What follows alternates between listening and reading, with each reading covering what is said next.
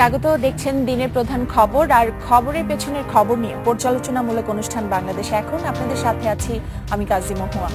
আমার সাথে কথা বলতে স্টুডিওতে আছেন লেখক ও গবেষক সৈয়দ আবুল মকসুদ, CEGIS এর climate change and disaster management ডিভিশনের পরিচালক মালিক ফিদা আব্দুল্লাহ খান এবং রিভার অ্যান্ড পিপলের মহাসচিব শেখ রোকন।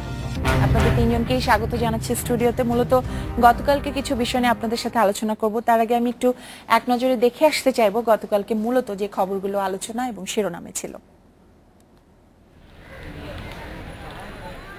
শিক্ষা ব্যবস্থাকে হেয় করতে কিছু শিক্ষক হঠকারী পদক্ষেপ নিয়েছেন।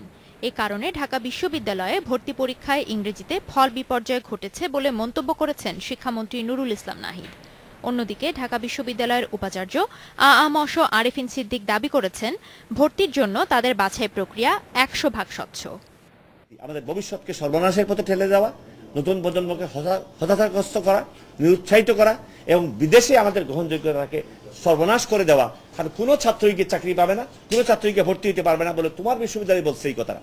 এইগুলো যারা করছেন তাদের কি উদ্দেশ্য আমি বলতে পারবো না, কিন্তু এটা একটা রেওয়াজে দাঁড়িয়ে গেছে।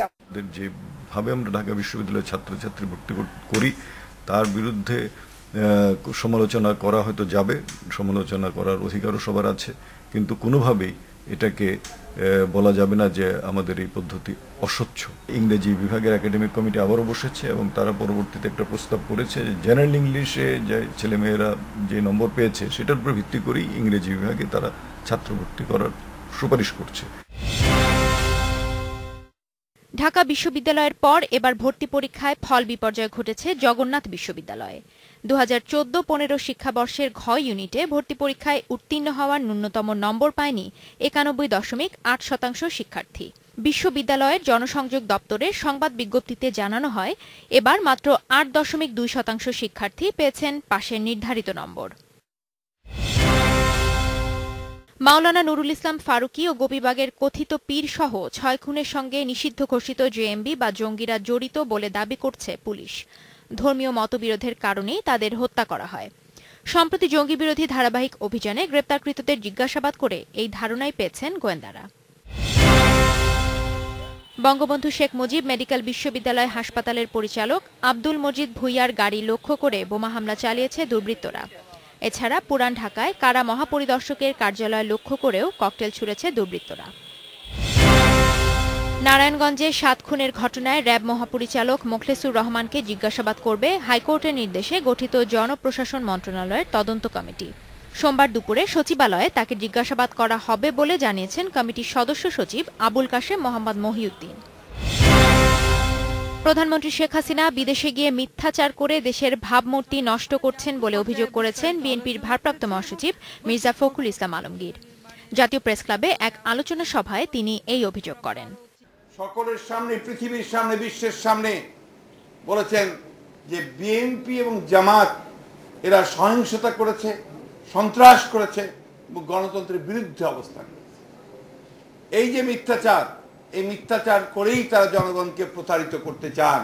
আমরা এটা তীব্র নিন্দা জানাচ্ছি এবং খুব পরিষ্কার ভাষায় বলতে চাই যে বিএনপি কোনো সন্ত্রাসী দল নয়। আনুশকা ইমাম, ইন্ডিপেন্ডেন্ট নিউজ। মকসুদ ভাই, শিক্ষামন্ত্রীর বক্তব্য নিশ্চয়ই শুনছিলেন, ওনাকে বেশ অনেকটা ক্ষুব্ধ মনে হয়েছে ঢাকা বিশ্ববিদ্যালয়ে ভর্তির বিষয়টাতে। তিনি বলেছেন যে বাছাই যে প্রক্রিয়া সেটা ত্রুটিপূর্ণ, যদিও ভিসি স্যার সেটা আসলে মানতে রাজি না। অন্যদিকে আমরা দেখছি যে গত কিছুদিন ধরেই শিক্ষা ব্যবস্থা, শিক্ষার মান নিয়ে বেশ প্রশ্ন আসছে বিভিন্ন পর্যায় থেকে। আসলে সমস্যাটা কোথায় আপনার কি মনে হয়? ধন্যবাদ। এটা সমস্যাটা অনেক গভীর, এটা খুব ছোটখাটো সমস্যা না, এটা জাতির অস্তিত্বের সমস্যা। যখন কোনো জাতির শিক্ষা ব্যবস্থা এই রকম অবস্থার সৃষ্টি হয় শিক্ষা ব্যবস্থায়, তখন সেটা খুব যারা রাষ্ট্র পরিচালনা করেন, যারা সমাজের যারা নেতা, যারা শিক্ষাবিদ, সকলের বিষয়টি নিয়ে ভাববার বিষয়। কিন্তু আসলে একে অপরকে দোষারোপের একটা, এই যে আজকে একটু আগে আমরা যেটা দেখলাম যে শিক্ষামন্ত্রী অত্যন্ত ক্ষুব্ধভাবে তার প্রতিক্রিয়া তিনি ব্যক্ত করলেন, এটা আমার কাছে খুব সঠিক মনে হয়নি। এটা বরং আমি ঢাকা বিশ্ববিদ্যালয়ের উপাচার্য যে বক্তব্য দিয়েছেন সেই বক্তব্য আমি মনে করি যে অনেকটা যুক্তিযুক্ত, এবং তিনি কিন্তু রাজনৈতিক মতাদর্শের দিক থেকে তিনি বর্তমান সরকারের একজন মানে দলীয় ব্যক্তি, সবাই তো বলে যে, কিন্তু তারপরেও আরিফিন সিদ্দিকী সাহেব যে বক্তব্য দিয়েছেন সেই বক্তব্য একজন ভিসি সুলভ বক্তব্য দিয়েছেন, এবং বাস্তব অবস্থাটা। আপনার কি মনে হয় যে সমস্যাটা কোন জায়গায়? ভর্তি পরীক্ষায় ইংরেজি বিভাগে মাত্র 2 জন শিক্ষার্থী টিকেছে।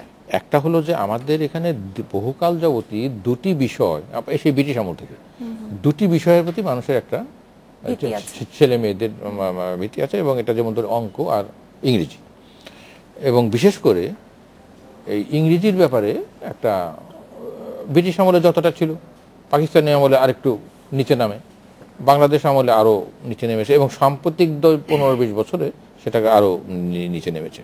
ইংরেজিতে 2 জন পাশ করলো, এর অর্থ এই নয় যে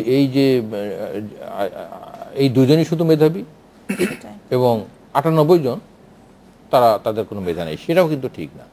প্রশ্নটা হলো যে গোটা অবস্থাটা, এই যে ব্যবস্থাটা, এই ব্যবস্থাটার বিষয়ে একটা অসম্ভব রকমের একটা আমি বলবো যে একটা ধস নেমেছে মানের ক্ষেত্রে সামগ্রিকভাবে। সেটা তো ইংরেজির ব্যাপারে না, সেটা পাবলিক যে পরীক্ষাগুলো হয় এসএসসি এইচএসসি, পাবলিক পরীক্ষাগুলো তো প্রথম পাবলিক পরীক্ষা তো এসএসসি, তার দ্বিতীয়টা হলো এইচএসসি, তারপরে তো বিএমএ। স্কুল লেভেলে এখন আরো পরীক্ষা হয়। এখন যেটা হয়েছে যে শিক্ষকের মান নিচে নেমেছে। এটা তো এই যারা এখন পাশ করছে এরাই তো শিক্ষক হবে, এরাই ব্রুকেট হবে, এরাই অনেক কিছু হবে। শুধু কিন্তু ঢাকা বিশ্ববিদ্যালয় না, জগন্নাথ বিশ্ববিদ্যালয়ে ঘ ইউনিটে ভর্তি পরীক্ষায় ফেল করেছে প্রায় 92% শিক্ষার্থী, তার মানে 8% মতো পাশ করেছে। তো এইটাকে যেটা আরিফিন সিদ্দিকী সাহেব বললেন যে ভর্তির যে প্রক্রিয়াটা, এই প্রক্রিয়ায় কোনো ত্রুটি নাই। এটা হলো যে যারা নিচে থেকে করে এসেছে, শিক্ষা যে মান, সেই মানটা অতি নিচে নেমেছে। অতি নিচে নেওয়ার ফলে এই যে পদ্ধতিতে পরীক্ষাটা হলো, এই পদ্ধতিটা হলো স্ট্যান্ডার্ডের।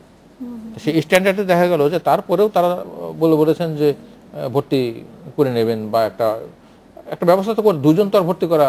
আমি তো কোন টিভিতে চ্যানেলে দেখলাম আমি যে শিক্ষামন্ত্রী বললেন যে আপনারা 2 জনকে ভর্তি করেন, তাহলে উনি আসলে অনেক বেশ প্রতিক্রিয়া দেখিয়েছেন, কিন্তু আসলে প্রতিক্রিয়া মানে উনি কি দায়টা এড়াতে পারেন? উনি দায় কিচ্ছু এড়াতে পারেন না, উনি দায় কিচ্ছু এড়াতে পারেন না, উনি দায় এড়াতে পারেন না, শিক্ষকরা দায় এড়াতে পারেন না, ছাত্ররা তো আছে, আমি সেটা বলবো না, তারা তো জানে না বলে তো শিখতে এসেছে তারা, নাকি? এবং ঢাকা বিশ্ববিদ্যালয়ে যারা পড়েছে তারা তো জানে যে এখনো বাংলাদেশে ঢাকা বিশ্ববিদ্যালয় মানের দিক থেকে সর্বোচ্চ। আরও প্রাইভেট বিশ্ববিদ্যালয় হচ্ছে, সেখানে কি হচ্ছে না হচ্ছে সেগুলি আমরা অত বলতে পারবো না, কিন্তু ঢাকা বিশ্ববিদ্যালয় আন্তর্জাতিকভাবে এটি স্বীকৃত যে ঢাকা বিশ্ববিদ্যালয় এখনো। সেইখানে যদি এই অবস্থা হয়, এবং এবার যদি এই যে 2 জনকে না করে যদি আরও তো 80 জন না কয়জন সিট আছে, কয়টা সিট আছে, তো সেখানে যদি 125টা সিট, 125টা সিট, তো এখন 125টাই যদি ভর্তি তো করবেই, শেষ পর্যন্ত ভর্তি করতে হবে। তো করার পরে এদের ভিতরে মেধাবী আছে, আমি বলবো না যে তারা যাদের ভর্তি করবে তারা ভালো করবে হয়তো জীবনে। এটা তো নিজেকে জ্ঞান অর্জনটা তো আর ইউনিভার্সিটি কারোর মধ্যে ঢুকিয়ে দেবে না, এটা তো তার নিজের ভেতরের জিনিস। তো সুতরাং সেটা তারা হয়তো ভালো করবেন। কিন্তু শিক্ষামন্ত্রী যে প্রতিক্রিয়া দেখিয়েছেন, এই প্রতিক্রিয়াটি তার ওই অবস্থান থেকে এটা কিন্তু শোভন হয়নি এই জন্যে যে তার এটা চিন্তা করা উচিত ছিল যে এটা কেন হলো। প্রথম কথা হলো যে এটা এত রেগে যাওয়া তো কিছু নেই, এটা নিয়ে এটা হয়েছে কেন এটা তদন্ত করে দেখতে হবে, এবং এটা শিক্ষাবিদদের সঙ্গে পরামর্শ করতে হবে, ঢাকা বিশ্ববিদ্যালয় অথরিটির সঙ্গে পরামর্শ করতে হবে, এবং তারপরে দেখতে হবে যে এইটা কেন হলো। এটা কিন্তু স্বাধীনতার পরেও 72 সনে 98% পাশ করিয়ে দেওয়া হয়েছিল, 73 সনে 97-98 পাশ করানো হলো, কিন্তু এখন তো আসলে না। তারপরে হলো এই নিয়ে যখন কথা উঠলো, দেখা গেল 74 সনে এসে একেবারে উল্টোটা হয়ে গেল। 74 সনে হলো কি যে 5 জন পাস করতে লাগলো। আমি যদি আপনাকে বলি, গত 4-5 বছরের ক্রমান্বয়ে পাশের হার কমেছে ঢাকা বিশ্ববিদ্যালয়ে। ক ইউনিটে এবছর পাশ করেছে 21%, গত বছর করেছিল 39.45%, 2012-তে 31, 2011-তে 41, মানে ধীরে ধীরে কমছে আসলে বিষয়টা। যাই হোক মকসুদ ভাই, আপনাদের সাথে আমি আসলে আরো অন্য একটি বিষয় নিয়ে আলোচনা করতে চাইবো। গতকাল আন্তর্জাতিক নদী দিবস ছিল, আপনি নিশ্চয়ই জানেন। আপনাকে দিয়ে শুরু করি, তারপর আপনাদের বক্তব্য শুনবো। সেটা হলো খুব সাধারণ একটা প্রশ্ন। ছোটবেলায় আমরা সবাই পড়েছি, শুনেছি যে বাংলাদেশ নদীমাতৃক দেশ, নদী বাংলাদেশের প্রাণ। বর্তমান পরিস্থিতিতে আসলে নদীর প্রয়োজনীয়তা কি বাংলাদেশের জন্য কমে গেছে, নাকি বাংলাদেশের মানুষের জন্য নদী কেন প্রয়োজন সেটা কি বাংলাদেশের মানুষ উপলব্ধি করতে পারছে? আপনার কি মনে হয়? নদী নিয়ে আমরা অনেকদিন থেকে যারা আন্দোলন করছি পরিবেশবাদী থেকে, যে আমার সঙ্গে যারা আছেন ওনারা দুজন আরো বেশি এই ব্যাপারে